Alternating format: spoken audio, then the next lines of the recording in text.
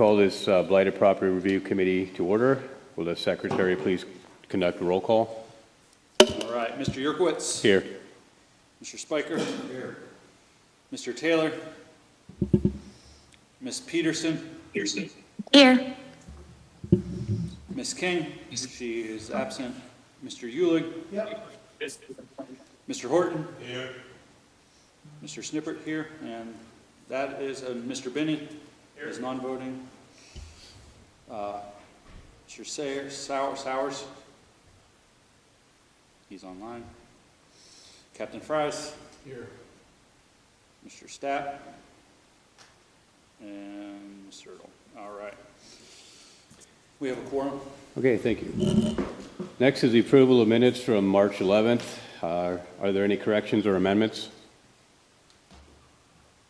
Okay, none. Motion to approve?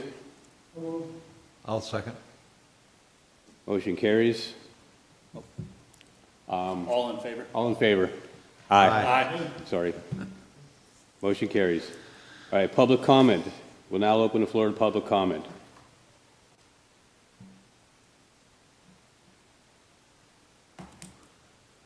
Is there anyone here to make public comment? No.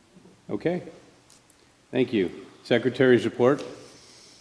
All right, I don't have an update on the blighted property list. I was working on some other things this morning, but just so the committee is aware and sees the change in the agenda, and working with Tori in the mayor's office, you know, we've kind of tried to, she's working to make everything look the same across all of the city committees, authorities, boards, and commissions, the ABCs. So that's why the agenda looks a little bit different, just to kind of uniform the approach across municipal government, and so that it all looks the same. So other than that, the items on the agenda all look the same, and everything is the same other than just the appearance of it. So just an update for the committee there. Okay. That's all I have. Okay, thank you. Old business. Is there any old business that comes before the committee? I don't have any old business for this meeting. Okay. New business. Okay, so we have a few properties here for declaration of blight. The first property we have is 1317 East 34th Street.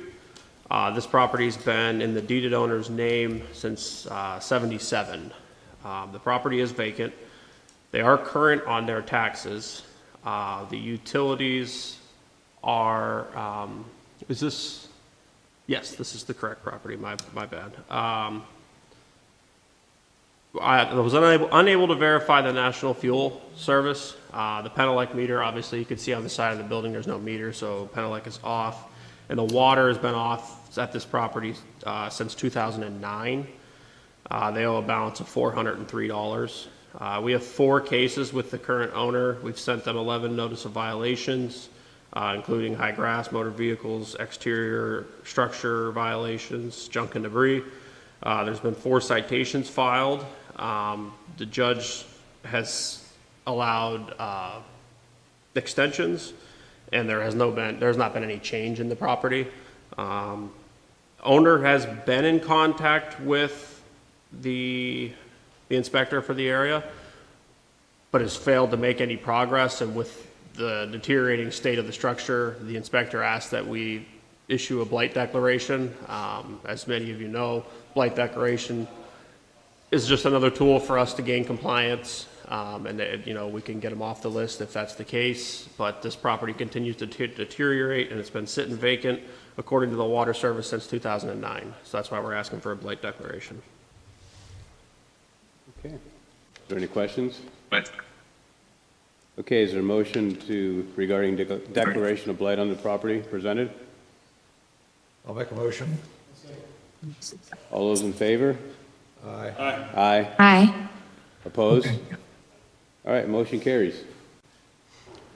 Okay, up next we have 309 11 East 29th Street. This property was obtained on a special warranty deed last summer in June of 25, and before that it was on a quitclaim deed in 2022, so it seems to be bouncing hands. The property is currently vacant. They're overdue in taxes for 2025 for an amount of $1,600. The utility status for National Fuel is unknown. I was unable to find a meter at the property. But there's a 2-unit, and 1 meter was on and 1 meter was off. The water service has been turned off since August of last year, and they owe $566 for water service.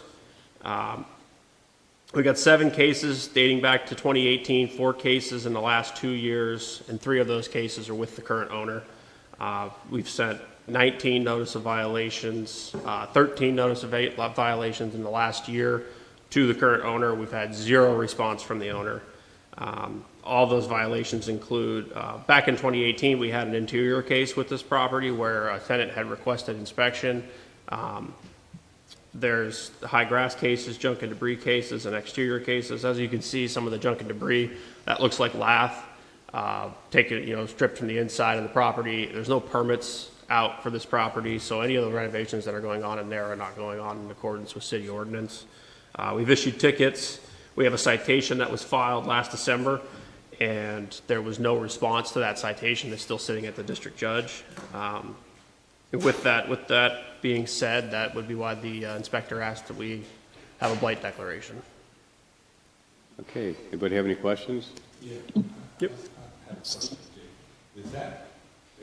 anyone living in one of those units, the unit with the gas heater, and if it is it owner occupied? What I would say, that I do not know. So this is what I would say, is 1 meter is on, 1 meter is off, but the water service was shut off in August to the whole building. So that indicates that nobody is living there. And if they are living there, they're living there without proper utilities. Okay, is there a motion to blight this property? So moved, Aaron. All those in favor? Aye. Aye. Aye. Opposed? Okay, motion carries. Next one, Jake? Yep. We have 741 East 21st Street. This property has been in the owner's name since 2008. I did kind of do a little research and found out the owner only lives 2 blocks away. They're behind in taxes for 24 and 25 for a total amount of just shy of $1,700. There's no meter for the gas service there, so there's no gas. I was unable to see the meter for the Penelec service because it's inside an enclosed box. But if you look at the photos, the service entrance cable that's going down the side of the structure is in pretty bad shape. I would hope that the service is disconnected or not in service, mainly because of the condition of the service cable. The water's been shut off since 2013, and they owe over $1,500 in a water bill. We've got 7 cases with the current owner dating back to 2010. We've had 8 notice of violations to the current owner. There was a lot of history with this property. The owner's owned it since 2008. We had citations back in 2011. We had citations in 2020 that resulted in nothing. The most recent citation from 2020 resulted in fines. But again, this property owner has done nothing. They were using the garage as a auto repair garage. That was a lot of what the case history indicated, was that there was an auto repair garage that was on a residential structure, which would violate zoning code. With all of this history being said, that's why we're presenting this property for blight declaration. Okay, do we have any questions? All right, a motion to blight? So moved. All those in favor, say aye. Aye. Aye. Opposed? Okay, motion carries. Next one, Jake? Last here on today's agenda for declaration of blight is 845 East 20th Street. This property has been in the deeded owner's name since '89. The property is believed to be vacant. They're behind in taxes for 24 and 25 for just over $3,200. I was unable to identify if the National Fuel had service there. I couldn't find the meter. But the Penelec line was active. Erie Water Works recently posted a shut-off notice. They owe $4,236 in water bill. And I did confirm with the water authority. They said that there was not a sufficient amount of usage to indicate that there was occupancy there. Because a lot of times if I find that there is a property that has a water service, I'll ask the water authority, I said, well, what's the usage like? Is there any usage that indicates occupancy? And they'll say no, they'll say yes or no, or yes, they're currently using water. But there was no volume of usage that indicated occupancy at this time. We've got 4 cases with this property, 4 notice of violations with no responses from the owner. An interior inspection was done back in 2017 after a complaint from the tenant. And it's a single-family structure. I did a little more digging and found that it was registered in the rental program, but the last time that it was inspected and up to date on rental fees was 2014. So they failed to stay up to date with the rental fees and that sort of thing. So with that being said, we're asking for a blight declaration. Do we have any questions? Okay, do we have a motion to blight this property? Motion. I'll second. All those in favor? Aye. Aye. Aye. Opposed? All right, motion carries then. All right, now we will acknowledge the statements of intent to renovate as submitted. All right, so if the committee remembers back in January, I kind of put together a memorandum for everyone to kind of explain. So statement of intent to renovate is a document that we have used internally at the Redevelopment Authority for communication with blighted property owners. It's really a document that helps us capture communication with the individuals who own the property and also their intent to renovate the property, therefore statement of intent to renovate. So we've used it. It's worked here and there on properties, but it helps us kind of nail the property owner down to a time frame. You know, we want it to be no more than 6 months. We want compliance, but it also helps us, work with Jake and the Building Safety and Standards and Safety Department or Bureau to make sure that permits are being pulled and such. But as part of that, and working with some of the other municipalities across the state and looking at best practices, a few of them put statement of intents in front of their BPRC, and it seems like a good practice for us to put it in front of the committee, allow you to ask questions to the individual who's representing the owner or the owner of the property, and just make sure that we're all on the same page and give it just another level or layer of accountability and compliance as we work through. Our ultimate goal with the blight designation is, as Jake mentioned earlier, is voluntary compliance. We want the property rehabilitated. We wanted it taken off of the blighted property list. Ultimately, the blight designation is just another tool for us to help mitigate blight if that comes as a necessity. So today we have 427 East 8th Street, Little Italy Holding LLC. Do we have a representative from, if you want to step up to the podium in case there's any questions. So they purchased it March 28th of 2025. Do you know when it was blighted, Jake? 2024? That I don't know off the top of my head.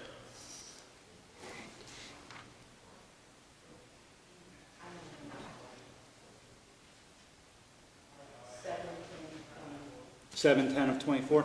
So it was blighted in July of 2024 prior to their ownership, but they have reached out. They've completed the statement of intent, which you should have in front of you. Kind of walks through, what the plan is for the property. This one is rental investment, and it kind of goes through all the other repairs to the property. The biggest part, what we look for and make sure we validate, is the bottom of page 2 and the top of page 3 is the detail of the work to be performed. And so just kind of walking through that, certainly we want them to provide contractor information, what's going to be done to as far as those utilities go, and a time frame associated with that, so that we add it to the file, and then we can go through making sure that these repairs are completed. And if I may, we did have a part of the process is before we accept a statement of intent, we're asking the owner to set up a time to walk through the structure so that myself and the redevelopment authority can evaluate the current status of the structure and justify what they're saying they're going to do and make sure that they are going to do everything they need to do. And I can tell you, when I was there, the property is completely gutted. This will be a full rehab. They're required to get building permits, interior renovation, electrical permit, plumbing permit, mechanical permit for furnaces.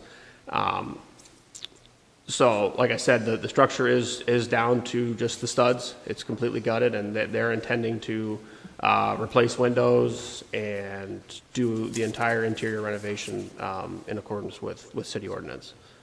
So we've had that discussion. They know what's expected of them. I just thought it would be important for you guys to know that. Do you have a history with the owner or the people involved? This owner, no. The owner does own other rental properties, and with owning rental properties comes junk and debris violations, and so the owner does own a lot of rental properties. Yes, we've had code enforcement cases with that owner, but the owner has been fairly responsive and done what we've asked them to do. Thank you. Is there a lot of structural repair due to the fire? That was already taken care of, and the building inspector has already seen that. I believe the owner who had it before the current owner had pulled the building permit, and that was all inspected.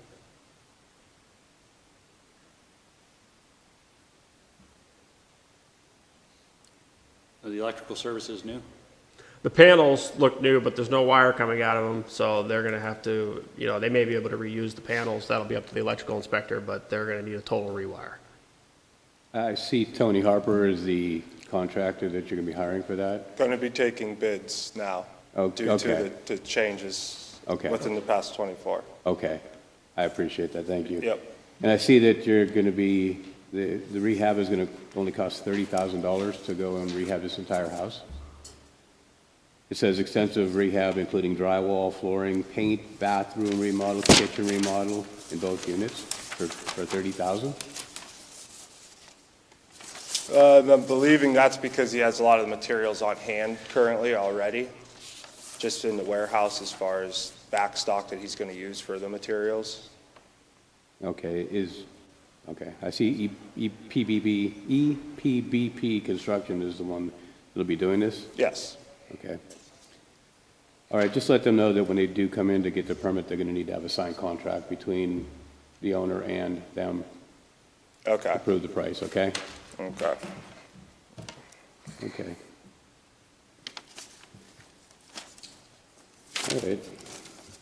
The only question I have is, so you have on here your ETA to finish with some of the changes you said that have come about within the last 24 hours. Is that still on point for 7/1?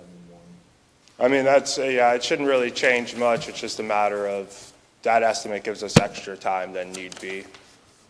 And now we'll just get someone in there, they'll put a bid in, and then as long as the bid is liked, they'll just continue rolling from there. So, and we still have some like cleaning up to do in there before they get in, so we have time in that process to have someone else come through and take a look at it, and it's not gonna slow us down. We'll be able to do what we need to do in the meantime. All right, thank you. Okay. Are you Mr. Penn? No, No.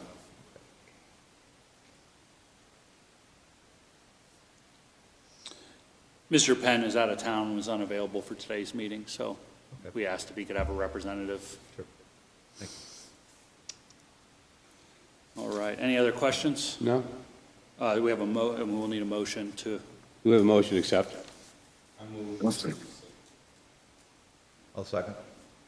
All those in favor, aye? Aye. Opposed? What was that? wasn't me. All right, Oh, think we're motion good. carries. all right, All right. thank you. Thank you. Thank you very much. Is there a motion? No, you're good, thank you. Is there any correspondence to be entered into the record? I have none. No? Okay. Is there a motion to adjourn? Second, All those in favor? Aye. Okay, well, thank you, everybody. All right.